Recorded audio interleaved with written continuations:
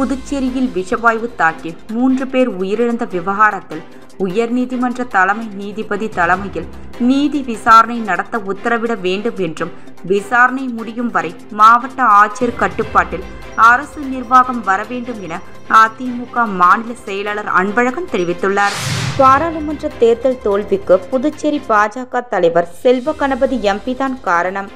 எனவே அவர் மாநில தலைவர் பதவியை விட்டு விலக வேண்டும் என பாஜக மாநில செயலாளர் அரை நிர்வாணம் போராட்டம் நடத்தியது புதுச்சேரி அரசியலில் பெரும் பரபரப்பை ஏற்படுத்தியுள்ளது. புதுச்சேரியில் மீன்பிடி தடைக்காலம் முடிவடைந்த நிலையில் மீனவர்கள் சிறப்பு யாகம் வளர்த்து 200க்கும் மேற்பட்ட விசை படகுகளில் 5000த்திற்கும் மேற்பட்ட மீனவர்கள் மீண்டும் மீன்பிடிக்க கடலுக்கு சென்றனர். புதுவையின் சிறந்த கல்வி நிறுவனமான AIMS institute of hotel management கல்லூரியில் பயிலும் மாணவர்கள் தங்களின் செய்முறை பயிற்சி வகுப்புகள் வாயிலாக தங்களின் திறனை மேம்படுத்திக் கொள்கின்றனர். மாணவர்களே, வெளிநாட்டில் நட்சத்திர ஹோட்டல்களில் பணிபுரிய விருப்பமா? ஆஸ்திரேலியா, மலேசியா, சைனா, சிங்கப்பூர் போன்ற நாடுகளில் ஸ்டார் ஹோட்டல்களில் பணிபுரிய வேலை வாய்ப்பினை வழங்குகிறது AIMS institute of hotel management studies. எங்கள் கல்லூரியின் சிறப்பம்சங்கள்: நவீன முறையில் எளிதாக பயில smart digital classroom, lab வசதி, மாணவர்களின் திறன் மேம்பட இலவசமாக ஆங்கிலம், பிரெஞ்சு, ஹிந்தி போன்ற வகுப்புகள், வேலை வாய்ப்பு உத்தரவாதத்துடன் கூடிய தரமான ஹோட்டல் மேனேஜ்மெண்ட் கோர்ஸ்கள். மாணவர்கள் பயிலும் போதே பகுதி நேர வேலை வாய்ப்பினை ஏற்படுத்தி தருகின்றோம். இதன் மூலம் ஹோட்டல்களில் வேலை புரிய உங்கள் தகுதி மற்றும் திறமைகளை மேம்படுத்திக் கொள்ளலாம். புதுவையிலே எங்கள் கல்லூரியில் தான் மிக குறைந்த கட்டணத்தில் ஹோட்டல் மேனேஜ்மெண்ட் கோர்ஸ்கள் நடத்தப்பட்டு வருகின்றன. மாணவர்களே, கவலை வேண்டாம். எய்ம்ஸில் பயின்றால் வெளிநாட்டில் வேலை வாய்ப்பு உறுதி. Diploma in Hotel Management Technology, Hotel Management, Food Production, F&B Service, Bakery and Confectionery, Carving and Diploma in Marine Hotel Management. Ames Institute of Hotel Management Studies, number 514, Airport Road, opposite to Navalan Nerinjarian High Secondary School, Lofbet, Pondicherry. For admission, contact 9600421333. புதுச்சேரியில் விஷவாயு தாக்கி 3 பேர் உயிரிழந்த விவகாரத்தில் உயர்நீதிமன்ற தலைமை நீதிபதி தலைமையில் நீதி விசாரணை நடத்த உத்தரவிட வேண்டும் என்றும் விசாரணை முடியும் வரை மாவட்ட ஆட்சியர் கட்டுப்பாட்டில் அரசு நிர்வாகம் வர வேண்டும் என அதிமுக மாநில செயலாளர் அன்பழகன் தெரிவித்துள்ளார். புதுச்சேரி ரெட்டியார்பாளையம் புதுநகர் பகுதியில் விஷவாயு தாக்கி 3 பேர் உயிரிழந்த சம்பவத்தை கண்டித்து அதிமுக மாநில செயலாளர் அன்பழகன் தலைமையில் 100க்கும் மேற்பட்ட அதிமுகவினர் பொதுப்பணித்துறை தலைமை பொறியாளர் அலுவலகம் முன்பு கண்டன ஆர்ப்பாட்டத்தில் ஈடுபட்டனர். அப்போது புதுவை அரசையும் அதிகாரிகளையும் கண்டித்து கண்டன கோஷங்களை எழுப்பினர். மேலும் அலுவலகத்திற்கு உள்ளே நுழைந்து தர்ணா போராட்டத்தில் ஈடுபட்டனர். போராட்டத்தில் ஈடுபட்டவர்களுடன் அதிகாரிகள், காவல்துறையினர் உரிய நடவடிக்கை எடுக்கப்படும் என உறுதி அளித்ததை தொடர்ந்து போராட்டம் கைவிடப்பட்டது.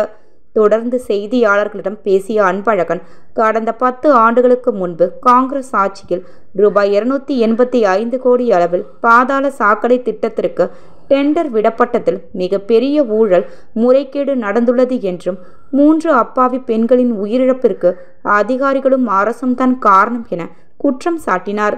மேலும் சென்னை உயர்நீதிமன்ற தலைமை நீதிபதி தலைமையில் நீதி விசாரணைக்கு உத்தரவிட வேண்டுமென்ற அவர், தேசிய அளவில் நுண்ணுயிர் மூலம் தாக்குதல் ஏற்பட்டால் நடைமுறைப்படுத்தவும் போல விசாரணை முடியும் வரை மாவட்ட ஆட்சியர் தலைமையில் கீழரசு நிர்வாகத்தை கொண்டு வர வேண்டும் என்றார். பாராளுமன்ற தேர்தல் தோல்விக்கு புதுச்சேரி பாஜக தலைவர் செல்வ கணபதி எம்பி தான் காரணம். எனவே அவர் மாநில தலைவர் பதவியை விட்டு விலக வேண்டும் என பாஜக மாநில செயலாளர் அரை நிர்வாணம் போராட்டம் நடத்தியது புதுச்சேரி அரசியலில் பெரும் பரபரப்பை ஏற்படுத்தியுள்ளது. புதுச்சேரியில் பாஜக தலைவராக பாராளுமன்ற உறுப்பினர் செல்வ கணபதியை கடந்த வருடம் பாஜக தேசிய தலைமை அறிவித்தது. பாஜக தலைவராக செல்வ கணபதி எம்பி தேர்ந்தெடுக்கப்பட்ட பின் அவருக்கு வேண்டியவர்கள் மற்றும் அவரது ஆதரவாளர்களுக்கு தொடர்ந்து கட்சியின் முக்கிய பதவிகள் கொடுக்கப்பட்டு வருவதாகவும், நீண்ட காலமாக பாஜகவில் இருந்த பலர் புறக்கணிக்கப்படுவதாக பல்வேறு குற்றச்சாட்டுகள் எழுந்த நிலையில் இது குறித்து பாஜக தேசிய தலைமையிடமும் தொடர்ந்து புகார் அளிக்கப்பட்டு வந்தது. இந்நிலையில் பாஜக மாநில தலைவர் செல்வ கணபதி எம்பி தலைமையில் பாராளுமன்ற தேர்தலை சந்தித்தது. அதன்படி தேசிய ஜனநாயக கூட்டணி சார்பில் உள்துறை அமைச்சர் நமச்சிவாயம் பாஜக வேட்பாளராக போட்டியிட்டார். இந்தியா கூட்டணி சார்பில் காங்கிரஸ் தலைவர் வைத்திலிங்கம் போட்டியிட்டார். இதில் 1,60,000 வாக்குகள் வித்தியாசத்தில் வைத்தியலிங்கத்திடம் பாஜக வேட்பாளர் நமச்சிவாயம் தோல்வியடைந்தார். இது கட்சியினர் இடையே மிகப்பெரிய ஒரு கொந்தளிப்பை ஏற்படுத்தியது. இதுவரை பாராளுமன்ற தேர்தலில் ஆளுங்கட்சி வேட்பாளரை வெற்றி பெற்ற நிலையில் தற்போது எதிர்க்கட்சியில் உள்ள காங்கிரஸ் வேட்பாளர் வெற்றி அடைந்தது பாஜகவினரிடம் மிகப்பெரிய அதிர்ச்சியை ஏற்படுத்தியது. இதன் காரணமாக தொடர்ந்து பாஜக மாநில தலைவர் செல்வ கணபதி எம்பிக்கு எதிராக பாஜகவினர் குரல் கொடுக்க தொடங்கினர். அதன்படி பாஜக மாநில தலைவர் செல்வ கணபதி பாராளுமன்ற தேர்தலில் நமச்சிவாயம் வெற்றிக்கு முழுமையாக பாடுபடவில்லை. தொகுதி வாரியாக நிர்வாகிகளை சிறப்பாக செயல்படவும் விடவில்லை. தலைவர் என்ற போர்வையில் தன்னிச்சையாக செயல்பட்டார். கட்சி நிர்வாகிகளிடம் எந்தவித ஆலோசனைகளையும் தகுதி வாரியாக கேட்கப்படவில்லை. அவருக்கு வேண்டியவர்கள் மூலம் மட்டுமே கட்சி பணி செய்து வருவதாக என அடுக்கடுக்கான குற்றச்சாட்டுக்களை வைத்தனர்.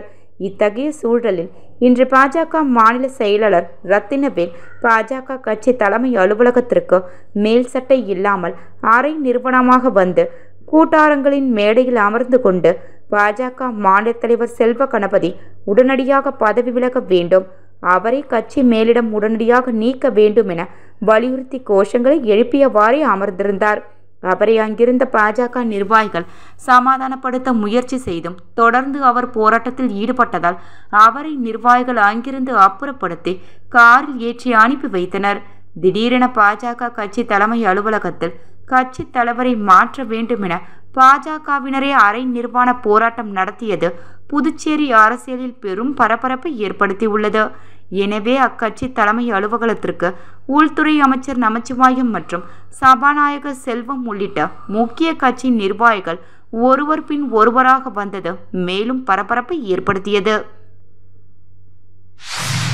புதுச்சேரியில் மீன்பிடி தடைக்காலம் முடிவடைந்த நிலையில் மீனவர்கள் சிறப்பு யாகம் வளர்த்து 200க்கும் மேற்பட்ட விசை படகுகளில் 5,000த்திற்கும் மேற்பட்ட மீனவர்கள் மீண்டும் மீன்பிடிக்க கடலுக்கு சென்றனர். புதுச்சேரியில் வங்கக்கடலில் 61 நாட்கள் மீன்பிடி தடைக்காலம் முடிந்து மீனவர்கள் கடலுக்கு சென்றனர். தடைக்காலம் முடிந்து புதுச்சேரி துறைமுகத்தில் இருந்து புறப்படும் முன்பாக மீன்வளம் பெருக்க வேண்டும், மக்கள் வளமோடு வாழ வேண்டும், மீனவர்களின் நலம் வாழ்வாதாரம் பெருக வேண்டும் என சிறப்பு யாகம் வளர்த்தனர். இதில் திரளான விசைப்படகு உரிமையாளர்கள் மற்றும் மீனவ பஞ்சாயத்து நிர்வாகிகள் கலந்து கொண்டனர். அதனைத் தொடர்ந்து இன்று அதிகாலை 3 மணியளவில் சூடம் ஏற்றி பூஜை செய்து கடல் மாதாவை வணங்கி புதுச்சேரி அனைத்து பகுதிகளைச் சேர்ந்த 5,000த்திற்கும் மேற்பட்ட மீனவர்கள் மீன்பிடிக்க சென்றனர். ஆழ்கடல் பகுதிகளில் கடந்த ஏப்ரல் 15ஆம் தேதி முதல் 61 நாட்கள் மீன்களின் இனப்பெருக்க காலம் என வரையறுக்கப்பட்டு விசைப்படகுகள் மீன்பிடி தடைக்காலம் அமலில் இருந்தது. தடைக்காலம் இன்று இரவோடு முடிவடையும் நிலையில் புதுச்சேரி துறைமுகத்தில் உள்ள 200க்கும் மேற்பட்ட விசைப்படகுகளில் மீனவர்கள் மீண்டும் மீன்பிடிக்க கடலுக்கு புறப்பட்டு சென்றனர். 2 மாதமாக வெறிச்சோடி காணப்பட்ட மீன்பிடி துறைமுகம் என்று மீனவர்கள் மீண்டும் மீன்பிடிக்க சென்றதால் களை கட்டியுள்ளது. விசைப்படகுகள் புறப்படுவதற்கு முன்பாக கடல் அன்னைக்கும் படகுகளுக்கும் யாகம் செய்யப்பட்ட புனித நீர் தெளித்து சிறப்பு பிரார்த்தனைகள் செய்து அனுப்பி வைத்தனர். 2 மாத காலத்திற்கு பின்னர் மீன்பிடிக்க செல்வதால் அதிக அளவு மீன்கள் கிடைக்கும் என மீனவர்கள் நம்பிக்கை தெரிவித்துள்ளனர். புதுவையின் சிறந்த கல்வி நிறுவனமான AIMS institute of hotel management கல்லூரியில் பயிலும் மாணவர்கள் தங்களின் செய்முறை பயிற்சி வகுப்புகள் வாயிலாக தங்களின் திறனை மேம்படுத்திக் கொள்கின்றனர். புதுவையிலேயே எந்த கல்லூரிகளிலும் இல்லாத வகையில் குறிப்பாக மாணவர்கள் பிரபலமான வெளிநாட்டு உணவு வகைகளை வெளிநாட்டு முறைப்படி சமைத்து பயிற்சி பெற்றனர். இதனை மாணவர்கள் ஆர்வமுடன் கற்றுக்கொண்டனர். மேலும் மாணவர்களிடம் பேசிய போது மாணவர்கள் கூறியதாவது, எங்களுக்கு பயிற்றுவிக்கும் வகுப்புகள் எளிய முறையில் செய்முறை வகுப்புகளாக நடத்தப்படுவதால் எங்களுக்கு கற்கும்போது சிரமமாக இருந்ததில்லை. 2024ஆம் ஆண்டிற்கான சேர்க்கை நடைபெற்று வருகிறது. 50% கட்டண சலுகையுடன் கல்வி பயில முந்துங்கள். உலக இரத்த தான தினத்தை முன்னிட்டு புதுச்சேரி இந்திரா காந்தி அரசு மருத்துவக் கல்லூரி இரத்த வங்கி மற்றும் புதுச்சேரி இரத்த பரிமாற்ற குழுமம் இணைந்து இன்று மாலை 5 மணியளவில் புதுச்சேரி கடற்கரை சாலை காந்தி சிலை முதல் புதுச்சேரி தாவரவியல் பூங்கா வரை இரத்த தான விழிப்புணர்வு நடைபேரணியை நடத்தியது.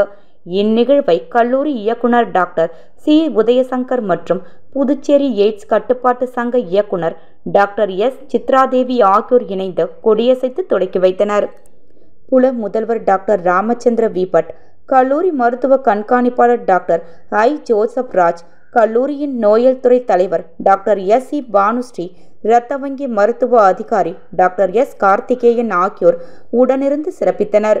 இந்த விழிப்புணர்வு பேரணியில் இரத்த தானத்தின் முக்கியத்துவம் குறித்த வாசகங்களை உடைய பதாகங்களை ஏந்தி கொண்டு இந்திரா காந்தி அரசு மருத்துவக் கல்லூரி மற்றும் செவிலிய கல்லூரியின் மாணவர்கள் திரளானோர் ஆர்வமுடன் பங்கேற்றனர். இந்நிகழ்விற்கான ஏற்பாட்டினை இரத்த வங்கி ஊழியர்கள் சிறப்புடன் செய்திருந்தனர். விளம்பர இடைவேளைக்கு பிறகு செய்திகள் தொடரும். மாணவர்களே, வெளிநாட்டில் நட்சத்திர ஹோட்டல்களில் பணிபுரிய விருப்பமா? ஆஸ்திரேலியா, மலேசியா, சைனா, சிங்கப்பூர் போன்ற நாடுகளில் ஸ்டார் ஹோட்டல்களில் பணிபுரிய வேலை வாய்ப்பினை வழங்குகிறது AIMS institute of hotel management studies. எங்கள் கல்லூரியின் சிறப்பம்சங்கள்: நவீன முறையில் எளிதாக பயில smart digital classroom, lab வசதி, மாணவர்களின் திறன் மேம்பட இலவசமாக ஆங்கிலம், பிரெஞ்சு, ஹிந்தி போன்ற வகுப்புகள், வேலை வாய்ப்பு உத்தரவாதத்துடன் கூடிய தரமான ஹோட்டல் மேனேஜ்மெண்ட் கோர்ஸ்கள். மாணவர்கள் பயிலும் போதே பகுதி நேர வேலை வாய்ப்பினை ஏற்படுத்தி தருகின்றோம். இதன் மூலம் ஹோட்டல்களில் வேலை புரிய உங்கள் தகுதி மற்றும் திறமைகளை மேம்படுத்திக் கொள்ளலாம். புதுவையிலே எங்கள் கல்லூரியில் தான் மிக குறைந்த கட்டணத்தில் ஹோட்டல் மேனேஜ்மெண்ட் கோர்ஸ்கள் நடத்தப்பட்டு வருகின்றன. மாணவர்களே, கவலை வேண்டாம். எய்ம்ஸில் பயின்றால் வெளிநாட்டில் வேலை வாய்ப்பு உறுதி. Diploma in Hotel Management Technology, Hotel Management, Food Production, F&B Service, Bakery and Confectionery, Carving and Diploma in Marine Hotel Management. AIMS institute of hotel management studies, number 514 airport road, opposite Navalan Nedunchezhiyan high secondary school, Lawspet, Pondicherry. For admission contact 9600421333. Puducherry புனித அந்தோணியர் திருத்தலத்தின் ஆண்டு பெருவிழா நடைபெற்றது. புதுச்சேரி ஆட்டுப்பட்டியில் அமைந்துள்ள புனித அந்தோணியர் திருத்தலத்தில் ஆண்டு பெருவிழா புதுவை, கடலூர், மதுரை மாவட்ட பேராயர் பிரான்சிஸ் தலைமையில் திருப்பலி வெகு விமர்சையாக கொண்டாடப்பட்டது. இந்த விழாவில் கொடியேற்றத்தை தொடர்ந்து தேர்பவனி நடைபெற்றது. இந்த தேர்பவனியில் ஏராளமான பக்தர்கள் கலந்து கொண்டு சிறப்பித்தனர்.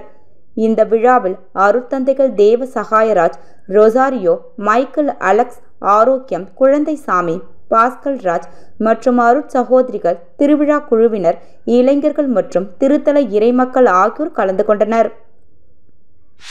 10 ஆண்டுகளுக்கு மேலாக புதர்மண்டி கிடந்த சமூக விரோதிகளின் கூடாரமாக விளங்கிய காமராஜர் நகர் தொகுதி சாமிப்பிள்ளை தோட்டம், பகத்சிங் நகர், சிங்கம் பூங்காவை முழுவதுமாக 2 கட்டமாக துப்புரவு பணியில் ஈடுபட்டு பூங்கா முழுவதும் சுத்தம் செய்யப்பட்டு இன்று நிறைவு பெற்றது.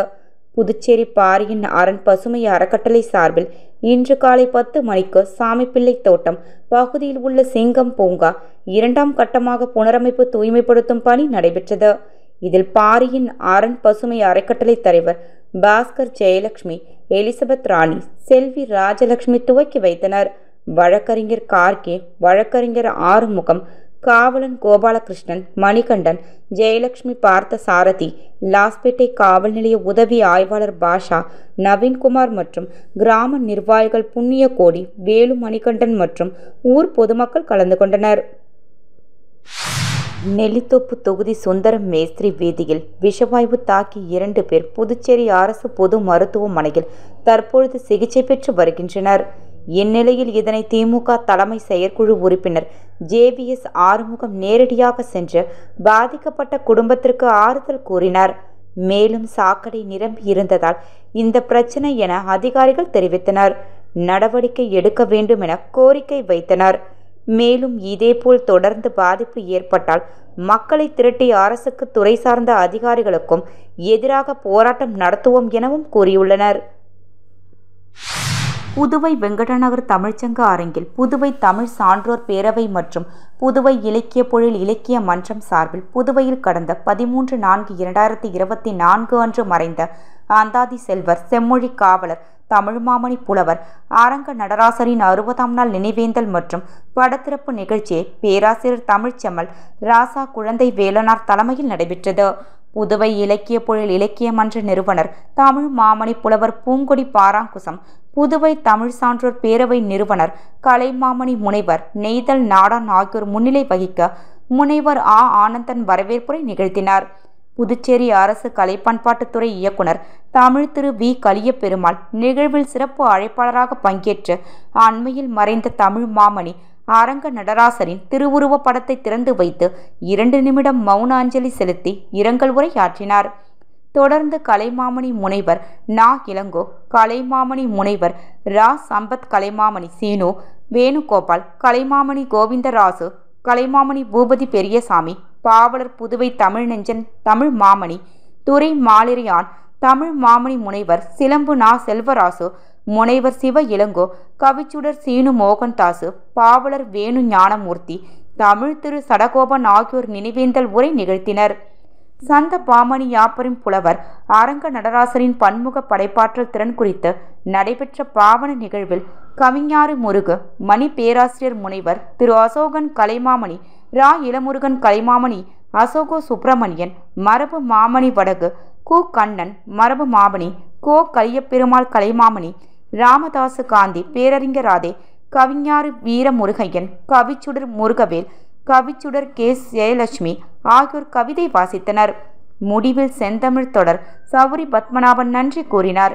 நிகழ்வில் திரு நா. இளம்பூரணன், ஆன்மீக செம்மல் நா. முத்து ஐயாசாமி, பேராசிரியர்கள் ரா. கோவலன், வேல் கார்த்திகேயன், பாவலர் அரங்க விசாயரங்கம் சீனு தமிழ்மணி, பாவலர் திரு திருநாவுக்கரசு, தேசிய விருதாளர் சே. ஆதவன், விரிவுரையாளர்கள் அப்துல் பாருக், சந்திரசேகர், கு. சித்ரந்தன், கலைமாமணி வி. பி. மாணிக்கம் மற்றும் குடும்பத்தினர், தமிழ் அறிஞர்கள் பெருந்திரளாக கலந்து கொண்டனர்.